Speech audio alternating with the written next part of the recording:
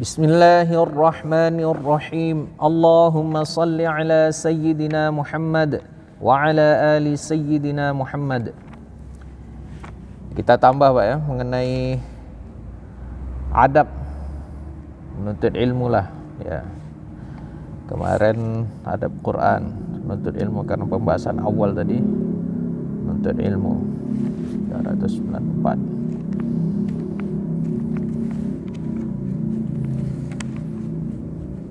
Jadi kalau ada ilmiyah itu dari bahasa Arab Pak. Kalau jamaknya ilmiyat. Nah, jadi ilmu berdasarkan ilmiah itu bahasa Arab itu. Bahasa Indonesia kita ini udah bahasa Arab sebenarnya. Manfaat. Nah, manfaatnya apa? Itu manfaat sebenarnya. Manfaah.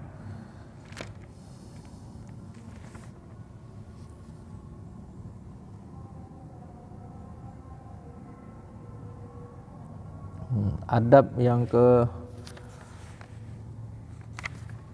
berapa nih? Nah, berdasarkan tadi pembahasan menyebarkan ilmu Pak ya. Berdasarkan ayat suci Al-Qur'an, a'udzubillahi minasyaitonir rajim.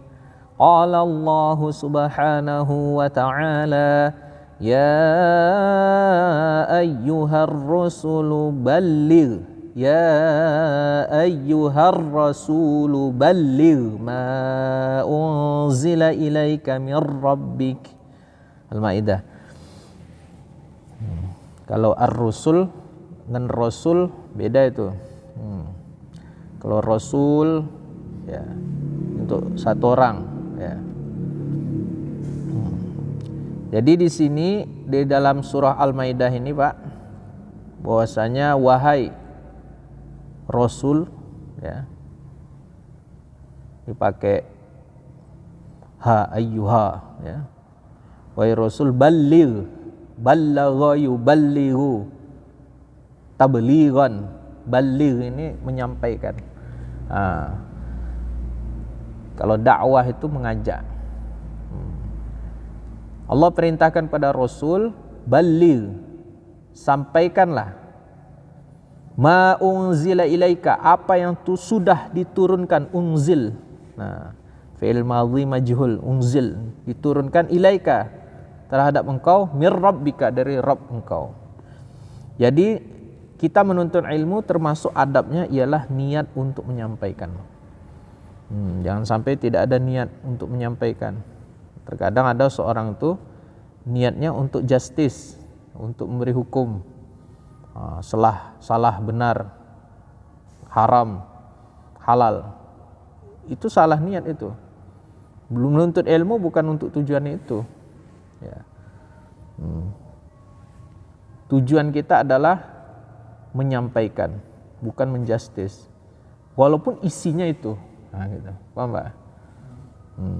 Sama seperti kita buat pisau, tujuan pisau itu untuk manfaat, walaupun dia tajam, bukan untuk memotong orang.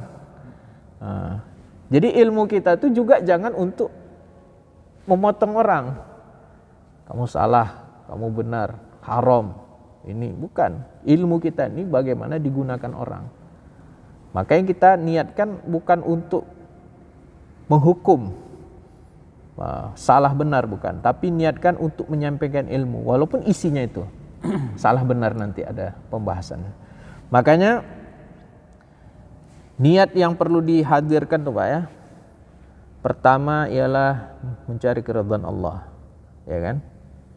Ya, maka ini perlu sekali. Niat mengamalkan, ya, kemudian niat juga menyampaikan. Jadi jangan sampai adab ini hilang. Tapi kalau seandainya kita punya niat hanya untuk mengamalkan sendiri, nanti lupa ilmu ini, seandainya harus disampaikan ke orang lain. Jadi dia cukup mengatakan saya saja, orang lain gak usah diurus. Mengapa? Kalau sudah sampai ke tahapan hanya saya saja, orang lain tidak usah saya urus, ilmu mereka, ilmu saya, ini nanti yang terjadi apa? Anaknya salah pun dia diam. Nah, ini jadi watak nanti jadinya. Saya sering sampaikan itu, kalau ada keluarga, minumlah pakai tangan kanan. Karena sunnah. Kita tahu ilmunya. Dalam satu mafhum itu, bahwasanya syaitan itu selalu makan dan minum menggunakan tangan kiri. Kita tahu ilmunya nih. Kalau kita niat baligh ya, untuk menyampaikan, tabligh bahasanya, menyampaikan, maka insya Allah ketika melihat orang yang salah tadi, kita tidak akan mengatakan, wah dia berbeda, salah, nggak benar hidup dia. Nggak gitu. Ketika melihat dia akan pikir bagaimana saya sampaikan ilmu. Maka pada saat itu kesempatan kita jumpa orang tadi, panggil dia baik-baik, assalamualaikum Pak, Abang, Adik, ya, mohon maaf, ada yang mau disampaikan mengenai masalah makan, adab makan. Mau nggak dengar? Tanya dulu. Adab Rasulullah kan seperti itu. Ketika menyampaikan ilmu kepada seorang anak kecil, ya, nah, ya gulam, inni u'allimuka kalimatin. Wahai anak kecil, ya, atau ya bahasa yang paling mudah seperti itu, aku ingin mengajarkan beberapa kalimat. Ya, pada saat itu Rasulullah SAW membonceng Ibnu Abbas. Walaupun seorang nabi yang agung mulia, tetap adabnya seorang nabi tadi menyiapkan hati anak yang di belakang beliau, tidak langsung wah mentang-mentang nabi gitu kan. Kepada Nabi Muhammad nggak boleh pakai bahasa mentang-mentang. Maksudnya mentang-mentang seorang ada yang berilmu, ada seorang yang merasa berilmu, nggak bisa juga. Kalau Nabi Muhammad SAW wajar kan, mau menyampaikan apa saja wajar. Tapi Nabi tidak merasa saya gitu. Makanya adab seperti ini kita dapat dari kisah. Ya, ini dalam kitab hadis Arba'in Nawawi kisah ini ada. Jadi kita tahu bahwasanya Rasulullah siapkan hati. Nah, begitu juga kita siapkan hati. Istri kita ada salah, bahkan orang tua sekalipun kita nampak salah, walaupun isinya salah. Tapi karena tadi niatnya baligh kan, kamu sampaikan, bukan niatnya untuk justice, memberikan hukuman. Maka tanya kesiapan mau menyampaikan sesuatu mengenai bab makan. Mau nggak dengar atau mau nggak berbagi? Mau nggak dikasih tahu? Kita siapkan dulu. Ketika itu misalnya adik kita, ya boleh bang, sampaikanlah. Baru kita sampaikan. Jadi adab makan itu dengan tangan kanan.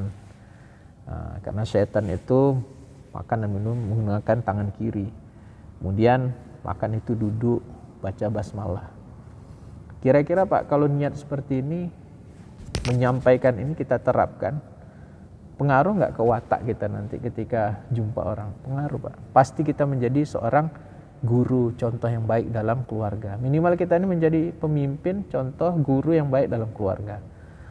Tapi kalau nggak ada niat untuk menyampaikan, insya Allah, ya, jangan insya Allah jelek sekali. Ya, soleh-soleh sendiri, rajin ke masjid sendiri, ya.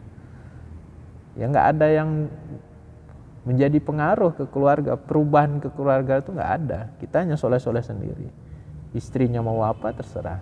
Ini nggak bagus. Jadi satu adab ini kita bahas, habis itu kita lanjut. Jadi terapkan Pak ya, berdasarkan dalil, ya ayyuhar rasul balligh ma unzila ilaika mir rabbik. Ini satu dalil sudah cukup untuk merubah hidup kita. Jadi mudah-mudahanlah kita bisa amalkan di dalam adab menjadi seorang tabligh. Kalau bahasa yang paling bagusnya itu muballigh. Muballigh agama, yang menyampaikan agama. Kalau dalam hadis yang lain, ballighu anni walau ayah. Kalian sampaikanlah dariku walaupun satu ayat. Punya kita ilmu, satu hadis, kira-kira itu bermanfaat, sampaikan.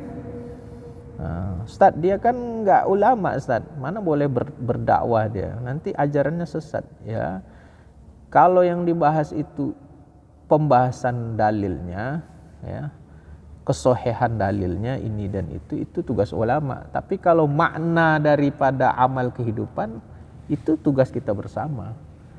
Ya, sama seperti melatih berenang Pak ya. Dia bukan seorang pelatih renang, nggak boleh ngajarkan orang berenang, nanti salah. Itu bidang dia. Tapi ketika kita tahu makna berenang, kita tidak pernah melatih orang, tapi kita pernah belajar berenang dan pandai berenang. Ketika melihat orang tenggelam, apakah kita harus lihat diri kita dulu? Saya ini sudah jadi pelatih berenang atau belum? Ya. Udah tahu orang lagi membutuhkan. Nah, saya harus pulang dulu ambil bukunya, saya harus kaji dulu ke berenang gaya ini. Orang udah mati, udah hanyut. Nah, jadi jangan mau dibodoh-bodohi sama orang-orang yang menyamakan antara keilmuan di dalam ilmiah tadi, ya, dalam segi dalil-dalilnya dipelajari, dikupas, atau maknanya. Kalau maknanya semuanya kita wajib mengamalkan. Nah, nggak hafal dalilnya, kalau maknanya tahu ya wajib. Contoh, tahu perintah sholat itu wajib. Nggak mesti tahu ayat Qur'annya apa. Kan maknanya udah tahu. Dari siapa? Dari ustaz. Sudah cukup. Nah, jadi kalau begitu dibatasi, orang yang tahu dalil mengenai kewajiban sholat baru boleh wajib sholat. Kan jadi orang bodoh kita hidup seperti itu. Sedangkan Al-Quran dan hadis ini diturunkan bukan berdasarkan di daerah tempat itu sudah cukup mewakili bahasanya jadi Al-Quran dipakai, tidak. Maksud saya gini, mentang-mentang bahasa Al-Quran itu Arab, Nabi tidak diturunkan lagi. Ya, enggak juga. Jadi mengapa Al-Quran diturunkan melalui Nabi? Supaya kita tahu ada contoh. Jadi contoh itu udah terjemah, ya. Sama seperti ini. Ketika ada Rasulullah mengajarkan mengenai bab wudu, maka Rasulullah SAW langsung mengumpulkan beberapa orang untuk melihat Rasulullah berwudu di atas bukit. Selesai bab wudu Pak seketika. Karena apa? Contoh. Dan kita pun sama, kalau ada ustadz ulama yang sudah mengajarkan ilmu agama, walaupun kita nggak hafal dalilnya, tapi kita sudah bisa memaknai contoh tadi, itulah dia agama. Karena apa? Agama itu kan laqad kana lakum fi Rasulillahi uswatun hasanah. Sungguh telah ada pada diri Rasulullah SAW bagi kalian itu adalah contoh yang baik. Kalau contoh yang baik itu sudah ada, mengapa harus cari isinya, dalilnya apa lagi? Sedangkan itu juga sudah menjadi hadis itu, contoh itu sendiri. Jadi ada yang kuat dari perkataan, ada yang dari kehidupan, ada yang jadi athar.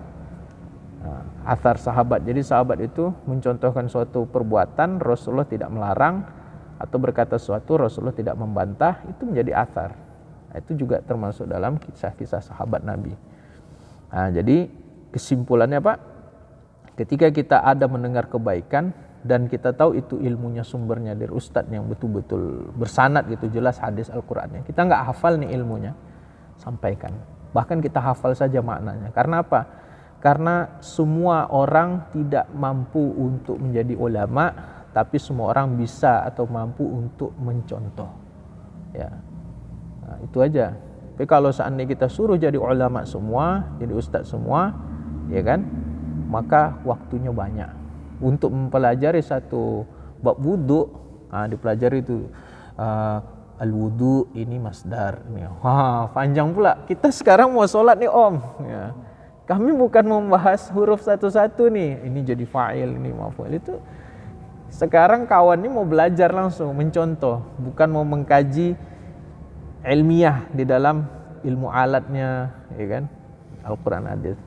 Jadi kalau sudah kita bisa memetakan diri kita, saya ini sebagai ulama kah ditakdirkan Allah atau hanya sebagai orang awam? Kalau kita sebagai ulama, ya dia juga wajib mengetahui supaya dia punya dalil petunjuk supaya menerangkan ke orang jangan salah. Tapi kalau kita sebagai orang awam, kita cukup mencontoh. Nggak punya kewajiban untuk harus tahu dalilnya jelas, nggak. Karena kalau seperti itu kita harus tahu dalilnya jelas, nggak clear pelajaran kita, lama. Makanya di sini dibahasakan balighu, sampaikanlah. Ya, makanya artinya apa? Yang kita dengar, yang kita dapat, sampaikan saja. Ya, jadi tidak susah kan kalau cuma hanya menyampaikan. Jadi kesimpulannya, punyalah niat Pak untuk menyampaikan apa yang baik dari yang kita dapatkan, yang kita tahu itu ada dalilnya, ada hadisnya, sampaikan, ya kan, walaupun kita nggak hafal hadis, dalil-dalil dari Al-Qur'annya tersebut.